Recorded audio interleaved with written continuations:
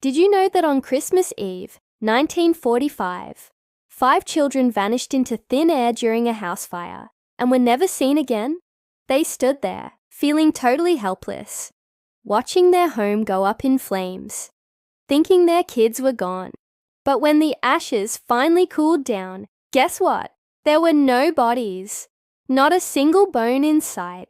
And what followed was a trail of clues, so eerie, so unbelievable. It feels less like a tragedy and more like a cover-up from the shadows of history. It was Christmas Eve in Fayetteville, West Virginia. George and Jenny Sodder had 10 children, a large, joyful Italian-American family. That night, the kids stayed up way too late, giggling and tearing into their presents, their eyes sparkling with excitement and joy.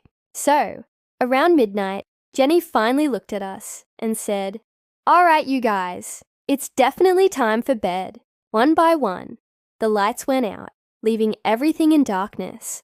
But at 1 a.m., Jenny suddenly woke up, startled by the strong smell of smoke filling the air. The telephone line was dead. The front door was blocked by flames. The staircase to the second floor, where 5 of the children slept, was already collapsing. George was totally freaking out. He broke a window and sliced his arm, trying to climb back inside. "Ouch! That's gotta hurt!" He shouted their names into the fire, but all he got back was the crackle. It felt so empty, like they were gone forever. In a total panic, he sprinted to his trucks, hoping to use them as ladders.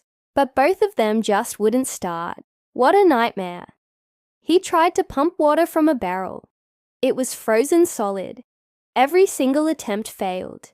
Within 45 minutes, the Sodder home was gone. 5 kids are missing, and it's really concerning. What on earth happened to them? Seriously, this is wild. As dawn broke, neighbors quietly gathered, their eyes glued to the smoking ruins, sharing whispers of disbelief and sorrow. Firefighters were digging through the rubble, but they found absolutely nothing, not even a bone or a tooth. They said the blaze had burned so hot it turned the bodies to ash. But that explanation just didn't sit right with Jenny. She had burned animal bones herself in her own stove, at temperatures far hotter than the house fire could have been. The result? The bones never disintegrated. That's when Jenny suddenly realized her kids hadn't died in that fire. They were taken away from her. You know, looking back, those days before the fire were just full of strange signs and super weird vibes all around. It felt like something was definitely off, right? A man had come to their house asking for work. He pointed to the fuse box and said, "This is going to cause a fire someday." Out of nowhere, another salesman popped up, really pushing George to get life insurance for his kids, saying it's super important for their future, you know? When George refused, the man growled, "Your house will go up in smoke, and your children are going to be destroyed." And George did have enemies. He was an outspoken critic of Mussolini during a time when many in his community still supported the Italian dictator. Tensions simmered beneath the surface. Then, just 1 week before Christmas, George found his phone line had been cut. Not burned, cut. The local authorities shrugged it off as just an accident. Bad wiring, they said. George had just wrapped up fixing the wiring, and the lights were finally working perfectly, when out of nowhere, the fire broke out. The coroner declared the children dead without any remains. The death certificates were issued within days, but the Sodders refused to accept it.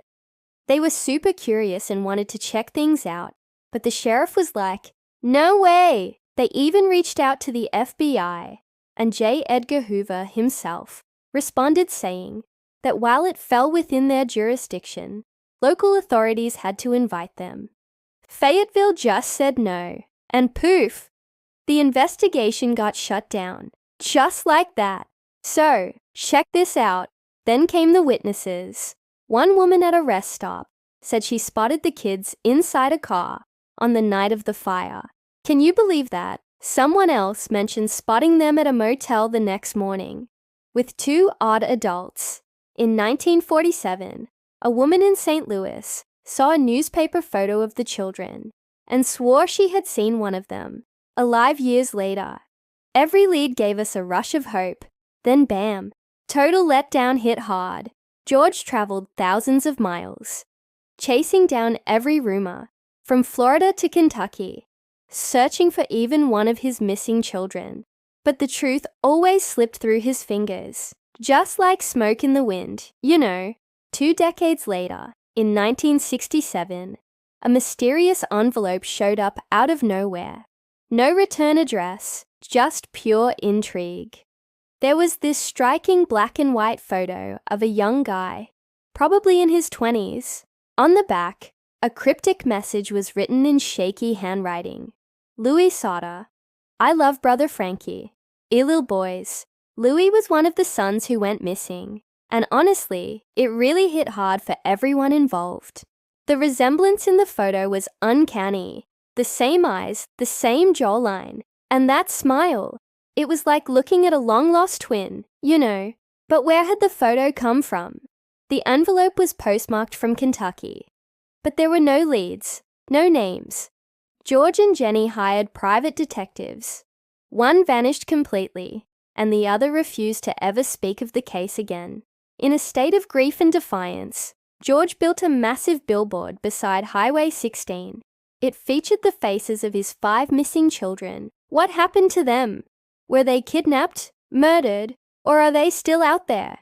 That billboard was there for almost 40 years. A spooky reminder of so many unanswered questions. You know, drivers who passed by said it felt like the kids were looking right at them, almost like they were peering through time.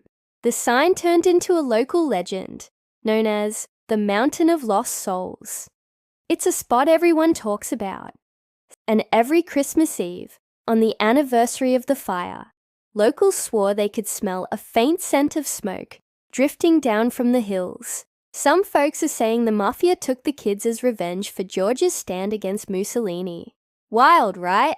Some folks really think they were taken and sold off for adoption. You know, hidden away by powerful people. It's a wild story. Some people are even talking about wild conspiracies. That the fire wasn't meant to hurt anyone, just to wipe them out completely. George and Jenny left this world without ever figuring out the real story behind everything. It's such a bummer, right? The mystery hung around for decades, with their kids knowing the answers that never showed up. Maybe the fire was no accident. Maybe the children lived another life, under another name. Or maybe the mountain still keeps their secret.